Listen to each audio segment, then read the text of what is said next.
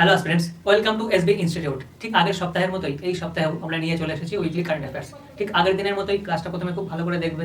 আমি যেই পয়েন্টগুলো আন্ডারলাইন করে দেবো সেই ফ্যাক্টগুলো খুব ভালো করে নোট ডাউন করে নেবে। তারপরে আমরা ক্লাসের শেষে তো কোশ্চেন করবোই। তো বেশি দেরি না করে শুরু করা যাক আগের ক্লাস। সবার প্রথমে দেখবো Dam site রেমেডিয়েশন accelerator programme, DRAP। কি এই প্রোগ্রাম? এই প্রোগ্রামের মাধ্যমে আবর্জনার পাহাড় সরিয়ে শহরকে পরিচ্ছন্ন করতে এবং জমি পুনরুদ্ধার করতে আবাসন ও নগর বিষয়ক মন্ত্রক এই বিশেষ কর্মসূচি চালু করেছে। কোন প্রজেক্টের আন্ডারে? স্বচ্ছ Bharat mission urban 2.0, SBM urban 2.0 এই মিশনের আন্ডারে। আর 1 বছরের জন্য এই প্রজেক্টটি লঞ্চ করা হয়েছে, 1 বছর মেয়াদী। আর এর লক্ষ্যমাত্রা কি ঠিক করা হয়েছে? 2026 সালের সেপ্টেম্বরের মধ্যে ভারতের শহরগুলো থেকে আবর্জনার স্তূপ বা ডাম্প সাইট সম্পূর্ণ নির্মূল করে দেওয়া হবে। আর্থিক সহায়তা করবে সরকার। বর্জ্য অপসারণের জন্য প্রতি টনে 550 টাকা সাহায্য করবে কেন্দ্রীয় সরকার। ভীষণ ইম্পর্টেন্ট ফ্যাক্ট এটা, প্রতি টনে 550 টাকা, নোট ডাউন করে নেবে। নেক্সট, NMDC লিমিটেড কেন নিউজে রয়েছে? তার কারণ হচ্ছে এই যে 2025-26 অর্থবর্ষে এই NMDC লিমিটেড 50 মিলিয়ন টন আকরিক লোহা উৎপাদনের রেকর্ড করেছে। কোন সংস্থা? NMDC লিমিটেড। কত মিলিয়ন টন? 50 million ton. ভীষণ ইম্পর্টেন্ট ফ্যাক্ট, এগুলো নোট ডাউন করবে। এটি ভারত সরকারের ইস্পাত মন্ত্রকের অধীনে একটি Navratna public sector enterprise, CPSE, central public sector enterprise. প্রতিষ্ঠা বর্ষ কত সালে NMDC প্রতিষ্ঠা করা হয়? 1958 সাল। ভীষণ ইম্পর্টেন্ট একটা সাল, নোট ডাউন করে নেবে। সদর দপ্তর হায়দ্রাবাদে। NMDC লিমিটেড ভীষণ ইম্পর্টেন্ট, NMDC হয়ে যায় তার কারণ এই বছরে যেহেতু রেকর্ড করলো তো কোশ্চেন আসতে পারে। তো এই ফ্যাক্টগুলো আমাদের জেনে রাখতে হবে। মূলত ছত্তিশগড় এবং কর্ণাটকে এদের বড় যান্ত্রিক খনিগুলো অবস্থিত। কোন এরিয়া থেকে উত্তোলন করা হয় সাধারণত? এগুলো থেকেও কোশ্চেন আসতে পারে, ওই জন্য এগুলো নোট ডাউন করতে হবে। নেক্সট, সমৃদ্ধ গ্রাম ফিজিটাল সার্ভিসেস। ডিজিটাল নয়, ফিজিক্যাল নয়, ফিজিটাল অর্থাৎ এই যে ফিজিক্যাল অ্যান্ড ডিজিটাল পরিষেবার সমন্বয়। কেন্দ্রীয় যোগাযোগ মন্ত্রী অর্থাৎ the union minister of communications মধ্যপ্রদেশের উমরি গ্রামে খুব ভালো করে এটা নোট ডাউন করে নেবে, এই পাইলট প্রজেক্টটি উদ্বোধন করেছেন। পাইলট প্রজেক্ট মানে ট্রায়াল নেওয়া হচ্ছে এখন। তো বাস্তবায়ন করতে সাহায্য করবে কোন বিভাগ? কেন্দ্রীয় টেলিকম বিভাগ, ডিপার্টমেন্ট অফ টেলিকমিউনিকেশন। এটি বিশ্বের বৃহত্তম গ্রামীণ ব্রডব্যান্ড প্রকল্প ভারতনেট। এই ভারতনেটের উপর ভিত্তি করেই এই পাইলট প্রজেক্ট লঞ্চ করা হয়েছে। আর সমৃদ্ধি কেন্দ্র তৈরি করা হবে। গ্রাম পঞ্চায়েত ভবনে এই কেন্দ্রগুলো স্থাপন করা হবে, যা 5 কিমি ব্যাসার্ধের মধ্যে থাকা গ্রামগুলোকে সার্ভিস দেবে, পরিষেবা দেবে। খুব ইম্পর্টেন্ট ফ্যাক্ট, 5 কিমি ব্যাসার্ধ, ইম্পর্টেন্ট ফ্যাক্ট, নোট ডাউন করবে। নেক্সট, ফোর্স ম্যাজিওর কি? এটি এই যে বর্তমানে যে যুদ্ধটা চলছে, এই যুদ্ধ চলাকালীন এই যে লোহিত সাগর ও পারস্য উপসাগরের এই যে শিপিং ডিসরাপশন হচ্ছে শিপিংয়ে, তো সেই কারণে এই যেই দেশগুলো তেল সাপ্লাই করে তারা এই ধারাটি লাগু করেছে। কি এই ধারা? এই ধারার মাধ্যমে অ্যাকচুয়ালি যেসব দেশের সাথে চুক্তি হয় যে কতটা জিনিস সাপ্লাই করা হবে, যে চুক্তিটা হয় সেই চুক্তি থেকে বেরিয়ে আসা যায় কোনো রকম ফাইন না দিয়ে, এই যে যুদ্ধ চলছে সেই কারণে। তো এইটা হচ্ছে সেই ফোর্স ম্যাজিওর ধারা। যখন কোনো অতিপ্রাকৃতিক বা নিয়ন্ত্রণহীন ঘটনা ঘটে, যেমন যুদ্ধ, মহামারী, প্রাকৃতিক দুর্যোগ, এগুলো তো নিয়ন্ত্রণের বাইরে, রাইট? তো যখন এই ঘটনাগুলো ঘটে তখন ওই ধারা ওরা লাগু করতে পারে এবং চুক্তি পালনে বাধা দেয়। তখন এই ধারাটি সংশ্লিষ্ট পক্ষকে জরিমানা ছাড়াই সাময়িকভাবে দায়মুক্ত করে। ঘটনাটি অবশ্যই অপ্রত্যাশিত হতে হবে, মানে একদম হঠাৎ করে আসা আনসার্টেন ঘটনা হতে হবে, আর নিয়ন্ত্রণহীন ঘটনা হতে হবে, যেমন যুদ্ধ, তারপরে করোনার মতো মহামারী। শুধুমাত্র খরচ বেড়ে গেলেই এটি প্রয়োগ করা যায় না, মানে কোনো একটা কারণে খরচ বেড়ে যাচ্ছে ওরা এটা প্রয়োগ করে দেবে, ওরা কিন্তু প্রয়োগ করতে পারে না। তার জন্য ওই রকম অতিপ্রাকৃত ঘটনা হওয়া প্রয়োজন যেগুলো নিয়ন্ত্রণের বাইরে। যখন আর কি কাজ করা একদম অসম্ভব হয়ে যায়, মানে সাপ্লাই একদমই করা যাচ্ছে না বা প্রডিউস করা যাচ্ছে না, তেল উত্তোলন করা যাচ্ছে না, তখনই একমাত্র ওই ধারাটি প্রয়োগ করতে পারবে। পিনাকা মাল্টিব্যারেল রকেট লঞ্চার নিউজে রয়েছে কেন? ভীষণ ইম্পর্টেন্ট। এই যে ভারতীয় সেনাবাহিনী তাদের 7ম পিনাকা রেজিমেন্ট মোতায়েন করেছে। ইন্টারেস্টিং ফ্যাক্ট হচ্ছে 8ম রেডি হচ্ছে। তো আগামী বছরের মধ্যে মোট 10টি রেজিমেন্ট তৈরির লক্ষ্যমাত্রা নেওয়া হয়েছে। এই যে পিনাকা রকেট লঞ্চার, এটি সম্পূর্ণ নিজস্ব প্রযুক্তিতে তৈরি করা।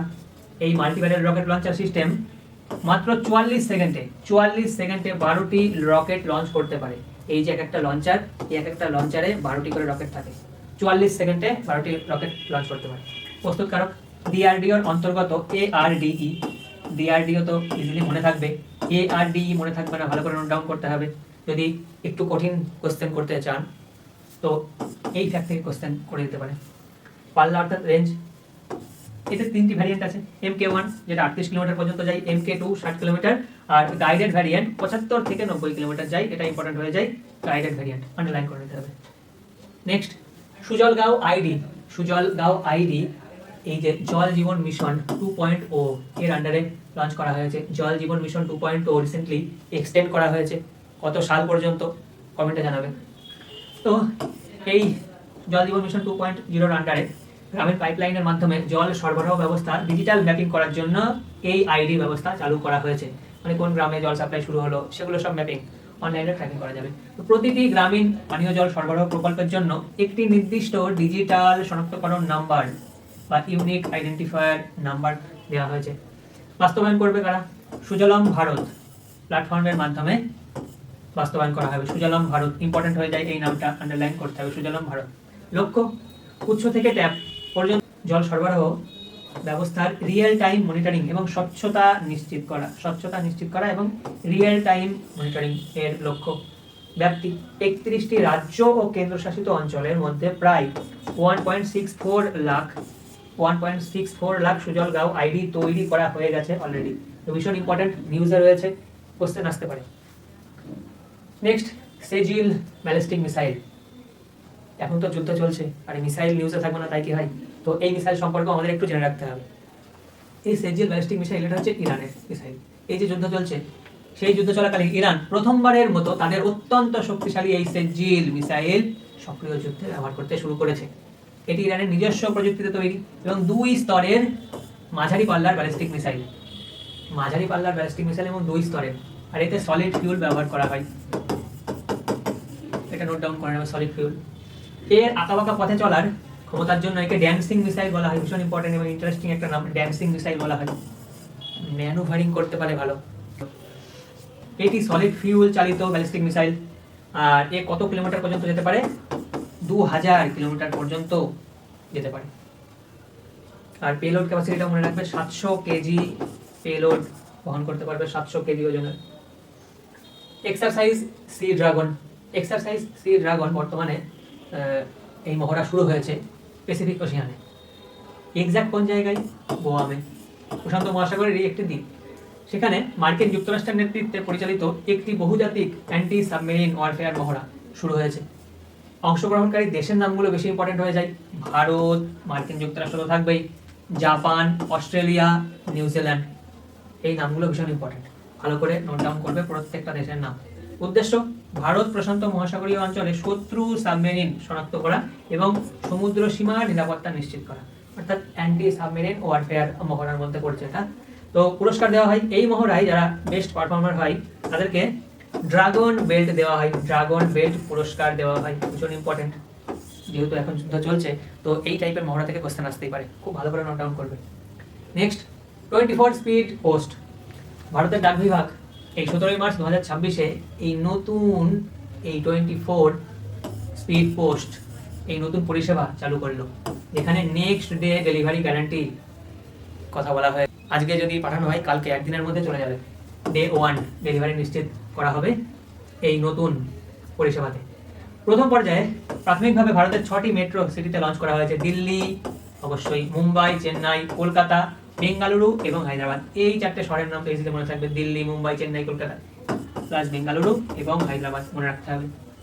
এতে ওটিপি ভিত্তিক নিরাপত্তা ব্যবস্থা নেওয়া হবে, মানে ওটিপি যাবে, ওটিপি শেয়ার করা হবে, তারপরে পার্সেল ডেলিভারি দেওয়া হবে। যদি পরের দিন ডেলিভারি না হয়, ইন্টারেস্টিং, তবে সম্পূর্ণ ডাক টিকিট মূল্য ফেরত দেওয়া হবে। ইন্টারেস্টিং। নাগোয়া প্রোটোকল ও ভারতের প্রথম জাতীয় প্রতিবেদন। ভারত কনভেনশন অফ বায়োলজিক্যাল ডাইভার্সিটির সচিবালয়ে নাগোয়া প্রোটোকলের বাস্তবায়নের জন্য যে ভারত প্রথম জাতীয় প্রতিবেদন জমা দিয়েছে। নাগোয়া প্রোটোকল কি? এটি জীব বৈচিত্র্য কনভেনশনের একটি সম্পূরক চুক্তি যা জেনেটিক সম্পদের ব্যবহার থেকে প্রাপ্ত সুবিধার ন্যায্য বন্টনের আইনি কাঠামো প্রদান করে। প্রতিবেদনের সময়কাল এই যে 1 নভেম্বর 2017 থেকে 31 ডিসেম্বর 2025 এই সময়কালের উপরে প্রতিবেদন জমা দেওয়া হয়েছে। মূল তথ্য: ভারতে 2,76,653টি জীব বৈচিত্র্য ব্যবস্থাপনা কমিটি গঠিত হয়েছে।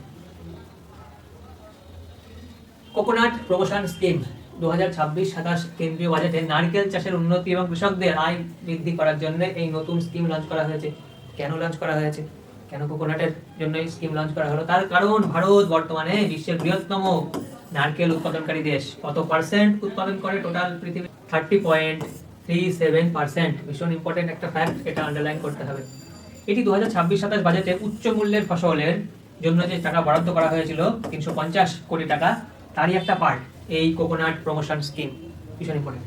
লক্ষ্য: নারকেলের উৎপাদনশীলতা বাড়ানো এবং বিশ্ববাজারে ভারতের প্রতিযোগিতামূলক অবস্থাকে আরও শক্তিশালী করে তোলা। ভারতের বার্ষিক অর্থাৎ বছরে 21,373.62 মিলিয়ন নারকেল উৎপাদন করে বিশ্বে প্রথম স্থান অধিকার করেছে। ভীষণ ইম্পর্টেন্ট, এই ফ্যাক্টটা ইম্পর্টেন্ট হয়ে যায়, আন্ডারলাইন করবে, নোট ডাউন করে নেবে। Risa timeless tribal. রিসা কি জিনিস? এটি একটি নতুন ব্র্যান্ড। ভারতের উপজাতীয় হস্তশিল্প ও বস্ত্রশিল্পকে বিশ্বমানের প্রিমিয়াম বাজারে পৌঁছে দেওয়ার জন্য এই নতুন ব্র্যান্ডটি লঞ্চ করা হয়েছে। এটি ভারতের আদিবাসীদের ঐতিহ্যবাহী বুনন এবং হস্তশিল্পের একটি জাতীয় প্রিমিয়াম ব্র্যান্ড। ভীষণ ইম্পর্টেন্ট এবং ইউনিক ব্র্যান্ড, এই জন্য ইম্পর্টেন্ট হয়ে যায় বেশি। RIS রিসা, পুরো নাম টাইমলেস ট্রাইবাল। মূল লক্ষ্য কি? ভোকাল ফর লোকাল, আত্মনির্ভর ভারতকে ত্বরান্বিত করা। আদিবাসী কারিগরদের উৎপাদিত পণ্যকে আন্তর্জাতিক ফ্যাশন ও লাক্সারি মার্কেটে স্থান দেওয়া এই প্রজেক্টের লক্ষ্য, মূল লক্ষ্য। নেক্সট, স্টকহোম ওয়াটার প্রাইজ 2026 কি এই পুরস্কার?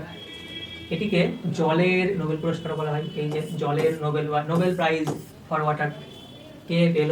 রাষ্ট্রপুঞ্জের কর্মকর্তা কাভে মাদানি, স্পেলিংটা ভালো করে দেখে নিতে হবে। 2026 সালের স্টকহোম ওয়াটার প্রাইজ প্রদান করা হয়েছে। কত সাল থেকে প্রদান করা শুরু হয়? এই সালটা ইম্পর্টেন্ট হয়ে যায়। 1991 সাল থেকে এটি প্রদান করা শুরু হয়েছে। এই বছর বিজয়ীকে কাভে মাদানি। তিনি প্রথম রাষ্ট্রপুঞ্জের কর্মকর্তা এবং সর্বকনিষ্ঠ, সব থেকে কম বয়সে তিনি এই পুরস্কারটি পেয়েছেন। সর্বকনিষ্ঠ বিজয়ী, এই কারণেও কিন্তু ইম্পর্টেন্ট হয়ে যায় সর্বকনিষ্ঠ বিজয়ী। পুরস্কার প্রদান করে কে? প্রতি বছর ওয়ার্ল্ড ওয়াটার উইকের এই সময়ে সুইডেনের রাজা এই সম্মান প্রদান করে থাকে। এবার আমরা কিছু কোশ্চেন অ্যাটেম্প করে নেব। প্রথমে তোমরা এই কোশ্চেনগুলো অ্যাটেম্প করার চেষ্টা করবে। কোশ্চেন অ্যাটেম্প করতে পারলে তো খুবই ভালো, যদি না পারো আমার অ্যান্সারগুলো দেখে নেবে। আবাসন ও নগর বিষয়ক মন্ত্রক আবর্জনার পাহাড় সরানোর জন্য কোন কর্মসূচিটি চালু করেছে? Dump site remediation accelerator programme, DRAP। 2025-26 অর্থবর্ষে ভারতের কোন খনিজ সংস্থাটি এক বছরে 50 মিলিয়ন টন আকরিক লোহা উৎপাদন করে রেকর্ড করেছে? NMDC limited. সমৃদ্ধ গ্রাম পাইলট প্রজেক্টটি কোন বিষয়ের সাথে সম্পর্কিত? ফিজিক্যাল ও ডিজিটাল পরিষেবার সমন্বয়। সম্প্রতি কোন দেশগুলো লোহিত সাগরে সংঘাতের কারণে ফোর্স ম্যাজিওর ধারা প্রয়োগ করেছে? কাতার, কুয়েত ও বাহরাইন। উত্তরটা লিখে নাও। সমৃদ্ধি কেন্দ্রগুলি সাধারণত কত কিমি ব্যাসার্ধের মধ্যে থাকা গ্রামগুলিকে পরিষেবা প্রদান করবে? 5 কিলোমিটার। পিনাকা মাল্টিব্যারেল রকেট লঞ্চার সিস্টেমটি ভারতের কোন সংস্থা তৈরি করেছে? এই যে DRDO। একটি পিনাকা রকেট ব্যাটারি মাত্র 44 সেকেন্ডে কতগুলি রকেট নিক্ষেপ করতে সক্ষম? 72টি, 72। জলশক্তি মন্ত্রক গ্রামীণ জল সরবরাহ ব্যবস্থার ডিজিটাল ম্যাপিং এর জন্য কোন আইডি চালু করেছে? সুজাল গাও আইডি। ইরানের সেজিল ব্যালিস্টিক মিসাইল কোন ধরনের জ্বালানি দ্বারা চালিত হয়? সলিড কঠিন জ্বালানি। এক্সারসাইজ সি ড্রাগন মূলত কোন ধরনের সামরিক মহড়া? কোথায় হচ্ছে? প্রশান্ত মহাসাগরে। অ্যান্টি সাবমেরিন ওয়ারফেয়ার মহড়া। ডাক বিভাগ 17 মার্চ 2026 থেকে কোন নতুন প্রিমিয়াম পরিষেবা চালু করেছে? 24 স্পিড পোস্ট D+1, একদিনের মধ্যে ডেলিভারি দেওয়া হবে। ভারত বিশ্বের কত শতাংশ নারকেল উৎপাদন করে প্রথম স্থান অধিকার করেছে? 30.37%। স্টকহোম ওয়াটার প্রাইজ 2026 কে জয়ী হয়েছে? কাভে মাদানি। তো আজকের ক্লাস এই পর্যন্তই। আশা করি তোমরা ক্লাসটা প্রথমে খুব ভালো করে দেখে নিয়েছো, তারপরে কোশ্চেনগুলো অ্যাটেন্ড করার চেষ্টা করেছো এবং সব প্রশ্নের উত্তর তোমরা পেরেছো। ঠিক এইরকমই আরও ক্লাস পেতে আমাদের চ্যানেলটিকে সাবস্ক্রাইব করবে এবং অন্যান্য সাবজেক্টের যে ক্লাসগুলো চ্যানেলে আসছে সেগুলোও অবশ্যই দেখবে। Thank you.